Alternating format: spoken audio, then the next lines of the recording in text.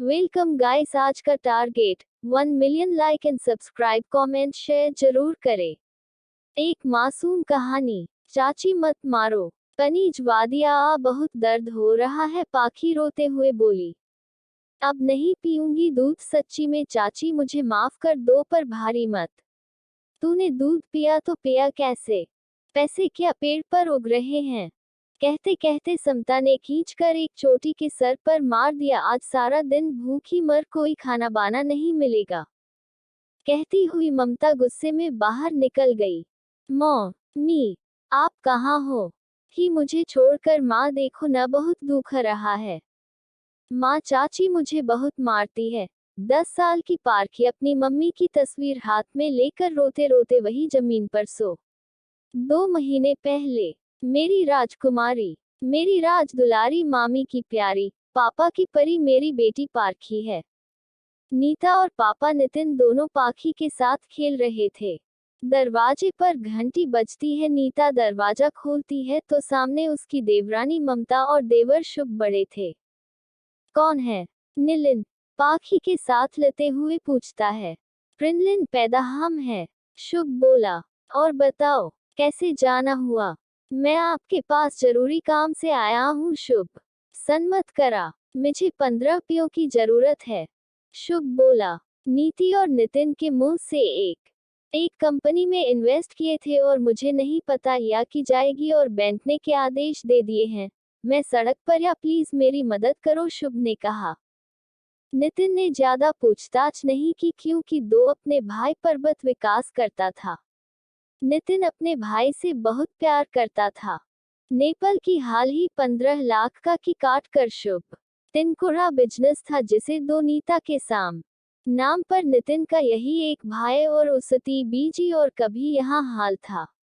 उसके mummy papa अब इस नहीं भाई कोई या नहीं, 15 लन के लिए देना ही नहीं, और लग से आप क्या कह रही हो चाची? पाखी ने रोते हुए पूछा। मेरा बिल्कुल सही कह रही हूँ, कार इतनी गहरी खाई में गिरी है कि ढूंढना मुश्किल है।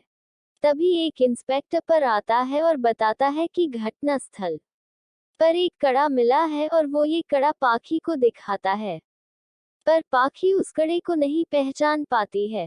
इसके बाद वो इंस्पेक्टर ममता और शुभ से कुछ जरूरी बातें करके चला जाता है। चाची मुझे बहुत डर लग रहा है, इतना कहकर पाखी अपनी चाची के गले लग जाती है, और ममता और शुभ दोनों एक दूसरे की आंखों में देखकर मुस्कुराते हैं। चाची आप मत जाओ, यहीं रह जाओ। जब 13वीं के बाद ममता और चुप जाने वाले होते हैं तो पाखी उनको रोक लेती है। तभी वहां वकील साहब आते हैं। वो नितिन के बहुत ही खास मित्रों में से एक थे। वो ममता, शुभ और पाखी को नीता और नितिन की वसीयत के बारे में बताते हैं। वसीयत की बात सुनकर ममता और शुभ चौंक जाते हैं। कसाब बताते हैं कि नीता और नितिन ने अपनी सारी प्रॉपर्टी पाखी के नाम कर दी है, लेकिन अभी पाखी छोटी है, तो सारी प्रॉपर्टी की देखभाल मेरे सुपुर्द कर दी गई है, और पाखी के 18 साल के होने के बाद पाखी ही सारी प्रॉपर्टी की मालकिन होगी, और शादी के बाद उसके बच्चे इस सारी प्रॉपर्टी के अधिकारी होंगे। इस बीच अगर पाखी को कुछ होता है तो सारी प्रॉपर्टी ट्रस्ट को दे दी जाएगी। ममता और शुभ दोनों को सुनकर बहुत धक्का लगता है, पर ऊपर से वो ऐसा दिखाते हैं कि उन्हें इस वसीयत से कोई प्रॉब्लम नहीं है। इसके बाद वकील साहब पाखी के सर पर प्यार से हाथ फेरते हैं और चले जाते हैं। यहीं से शुरू हो जाती है उस नन्ही बच्ची के बर्बादी की दास्तां।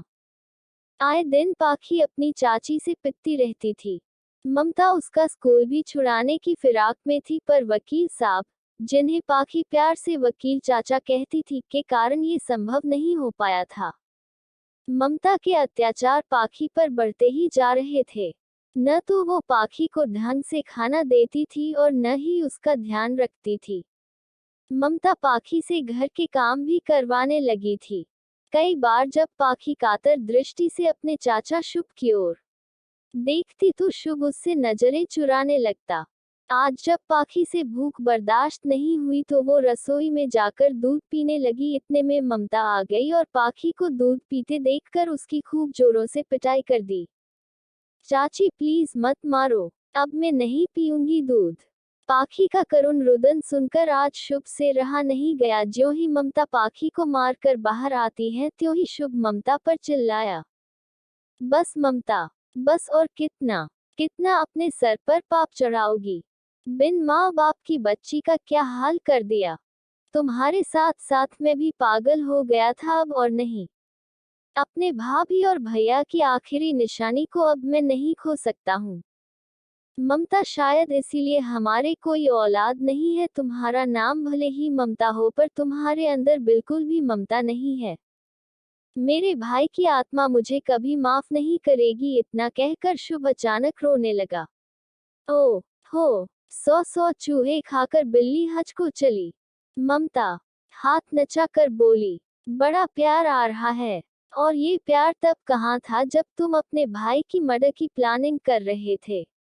अगर तुम मुझे फंसाओगे तो तुम भी बच नहीं पाओगे। अगर अपनी भलाई चाहते हो तो चुप रहो। मैं जैसा कर रही हूँ मुझे करने दो, वरना तुम्हें भी खत्म करने में मुझे ज्यादा समय नहीं लगेगा। ममता की बात सुनकर शुभ ठगा रह गया। उसने तो सपने में भी नहीं सोचा था कि ये औरत तो उसकी सोच से भी ज्यादा खतरनाक निकलेगी। सब ममता और शुभ दोनों में बहस हो रही थी तो पाखी ने उनकी सारी बातें सुन ली और वो इतना डर गई कि बिना सोचे समझे ही वो घर से भाग गई। जब बहुत देर तक पाखी की कोई आवाज नहीं आई तो ममता का ध्यान गया। उसने पूरे घर में पाखी को ढूंढा पर पाखी नहीं मिली। शुभ, पाखी नहीं दिख रही है, ममता चिल्लाई। गता है भाग गई। ममता की बात सुनकर शुभ परेशान हो गया और वो पाखी को ढूंढने निकल गया। हेलो गगन, कहाँ था? मैं कितनी देर से तुझे फोन लगा रही। ची, अरे क्यों परेशान हो बेहना? जमीन धंस गई कि आसमान फट गया? गगन, पाखी भाग गई। भाग गई कैसे? गगन ने पूछा। यो सब छोड़, उसे ढूंढ, नहीं तो सोने के अंडे देने वाली मुर्गी चली जाएगी। ये समता थी जो अपने भाई से बात कर रही थी। अंधेरी रात में पाखी बेतहाशा दौड़ रही है। उसका पूरा चेहरा आंसुओं से सना हुआ है। पूरी सड़क सुनसान है, बस कुछ आवारा कुत्ते ही भांक रहे थे। तभी 2-3 आवारा लड़कों की नजर पाखी पर पड़ती है। पाखी अपने चाचा और चाची की बातें सुनकर बहुत डर जाती है और घर छोड़कर भाग जाती है। अब आगे रात का सन्नाटा, सुनसान सड़क और झींगुर की आवाज माहौल को डरावना बनाने के लिए काफी थे। और एक 10 साल की बच्ची ऐसी रातों में भाग रही है। तभी कुछ आवारा लड़कों की नजर भागती हुई पाखी पर पड़ती है।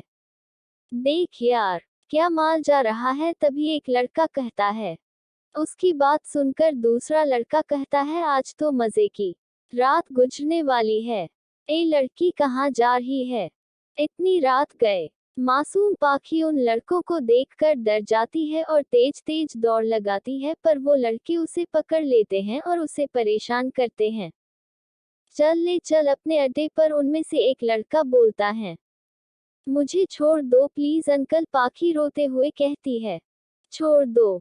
चल, छोड़ दिया। चलो छोड़ दो, बेचारी बच्ची है। पर तू कहाँ जाएगी? हमारे साथ चल, नहीं तो तुझे कोई पकड़ लेगा। ऐसा कहते हुए एक लड़के ने पाखी को अपनी गोद में बिठा लिया और जबरदस्ती उसके चेहरे को चूमने लगा। तभी दूसरे लड़के ने पाखी के पैर पकड़ लिए और उनको चूमने लगा। पाखी अपनी पूरी ताकत लगाकर उन लड़कों से लड़ने की कोशिश कर रही थी। इस चक्कर में उसके हाथ पैर भी जगह जगह से छिल चुके थे। तभी एक लड़के ने गुस्से में पाखी के मुंह पर जोर से थप्पड़ मार दिया, जिससे पाखी के मुंह से खून आने लगा।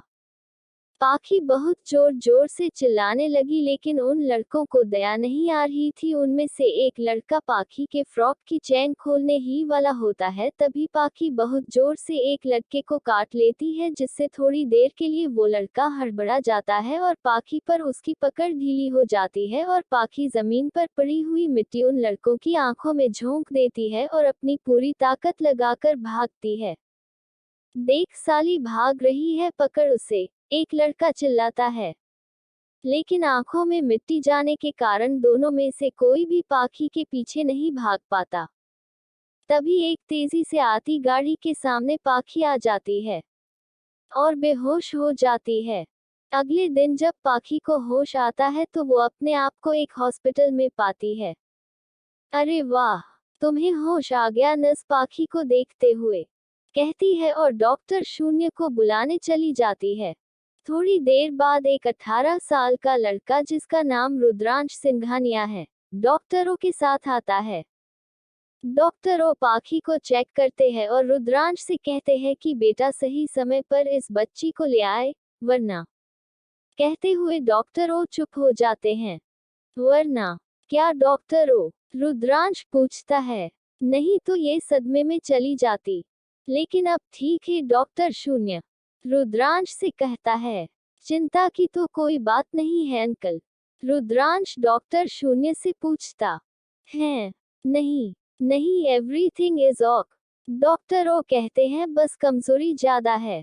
लगता है कि कई दिन से इस बच्ची को खाना नहीं मिला है, शरीर बहुत कमजोर हो चुका है। जगह जगह घाव के निशान पाखी पर हुए जुल्म की दास्तां बयां कर रहे थे। पाखी की हालत देखकर रुद्रांश के हृदय में बहुत पीड़ा हो जाती है और उसकी आंखों में आंसू आ जाते हैं और वो जैसे ही प्यार से पाखी के सर पर हाथ फेरता है तो पाखी जोर से चिल्लाती है और बहुत डर जाती है और तेजी से रुद्रांश का हाथ झटक देती है। पाखी की ऐसी हालत देखकर रुद्रांश घबरा जाता है और वो डॉक्टर शून्य की ओर देखता है।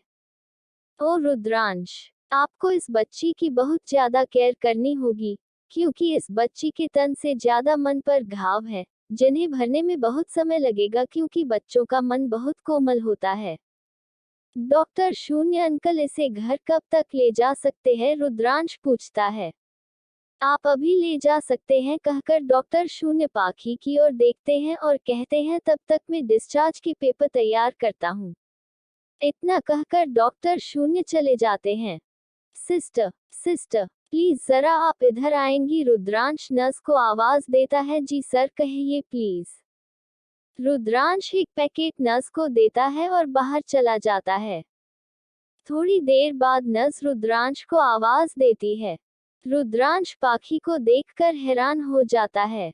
पाखी इतनी मासूम लग रही थी कि जैसे उसमें भीगा हुआ सफेद गुलाब। दरअसल रुद्रांश पाखी के लिए एक ड्रेस लाया था जिसे उसने नर्स को पहनाने के लिए दिया था। रुद्रांश पाखी के पास आता है। पाखी रुद्रांश को अपने पास आता देखकर डर जाती है। ऐसा लगता है कि जैसे कि एक भयभीत हिरनी किसी शेर को देखकर डर जाती है। पाखी की ऐसी हालत देखकर रुद्रांश का दिल बैठ जाता है। तभी रुद्रांश अपनी जेब से चॉकलेट निकाल कर पाखी की ओर बढ़ाता है। पहले तो पाखी चॉकलेट नहीं लेती, पर फिर जब नर्स उससे कहती है तो पाखी रुद्रांश के हाथ से चॉकलेट ले लेती है। अब तो हम दोस्त बन सकते हैं? रुद्रांश पाखी से पूछता है और अपना एक हाथ पाखी की ओर बढ़ा देता है और कहता है दोस्त। पाखी झिझकते हुए अपना हाथ रुद्रांश के हाथ में दे देती है और कहती है दोस्त। अच्छा बताओ आपका नाम क्या है? रुद्रांश पाखी से पूछता। पाखी धीरे से कहती है, अरे वाह, कितना प्यारा नाम है। अच्छा मेरे साथ घर चलोगी मेरे घर में? रुद्रांश पाखी से पूछता है। पाखी हाँ में सिर हिला देती है। इसके बाद रुद्रांश पाखी को अपने साथ अपने घर ले जाता है। रुद्रांश की गाड़ी सिंघानिया विला के आगे आकर रुकती है। तभी एक नौकर आकर रुद्रांश की गाड़ी का दरवाजा खोलता है। रुद्रांश पाखी को लेकर अंदर जाता है। पाखी कसकर रुद्रांश का हाथ पकड़ लेती है। ये देखकर रुद्रांश के चेहरे पर एक हल्की मुस्कुराहट आ जाती है। रुद्रांश और पाखी अंदर पहुंचते हैं। अंदर रुद्रांश की माँ और नानी होती है। पाखी को देखकर रुद्रांश की माँ चौंक जाती हैं। वेलकम गाइस, हमारे चैनल पर नई है to subscribe and like comment share जरूर करें ताकि आगे की स्टोरी आप लोगों के बीच अपलोड कर सको।